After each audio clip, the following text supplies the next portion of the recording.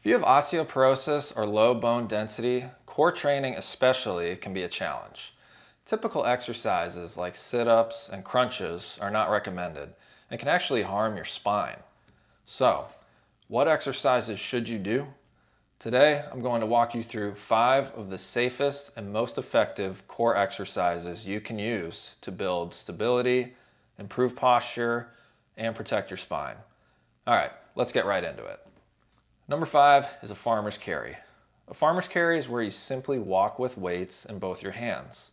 This is great for bone health because you get a little impact in each step, and with the added weight, you're increasing the amount of impact on your bones.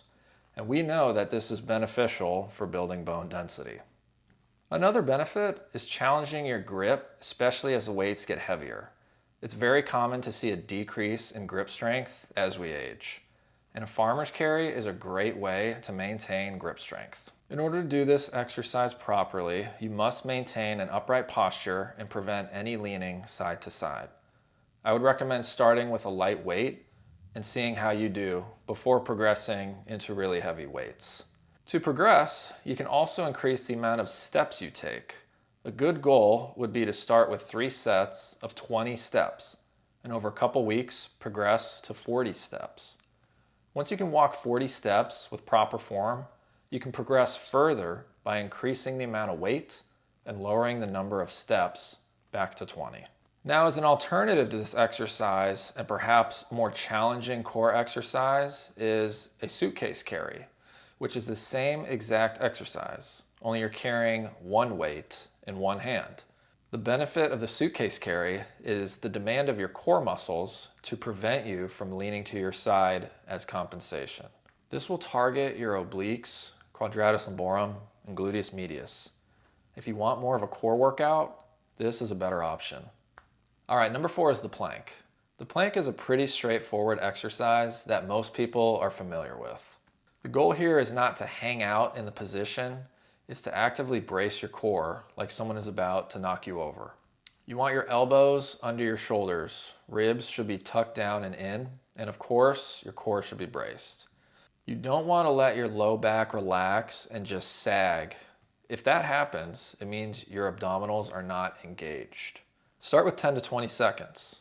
Quality and form is more important than the amount of time. If this is too hard, you can elevate your hands on a bench or a countertop and start there. Number 3 is the bird dog, one of the best spine-friendly coordination drills you can do. On your hands and knees, extend the opposite arm and leg. Keep your hips completely level.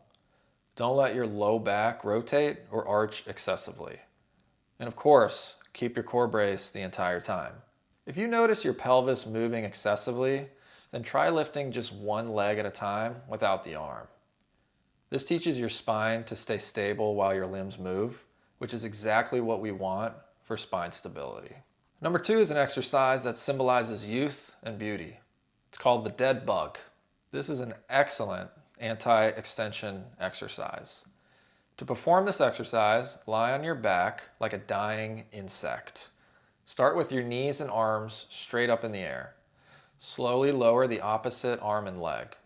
Now, the most important part is to keep your back gently pressed into the floor.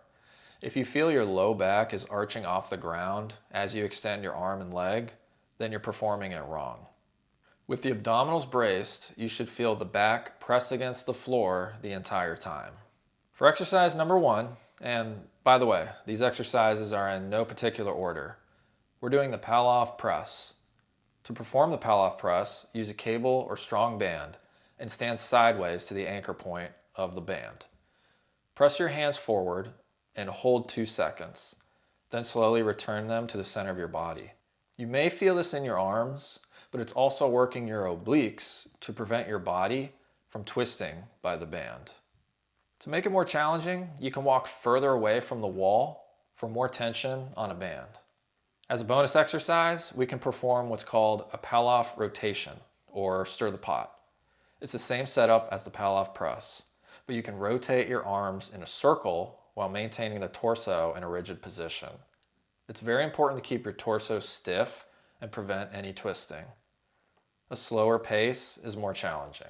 I'd recommend stirring 10 times in each direction, then turning your body the opposite way and repeating.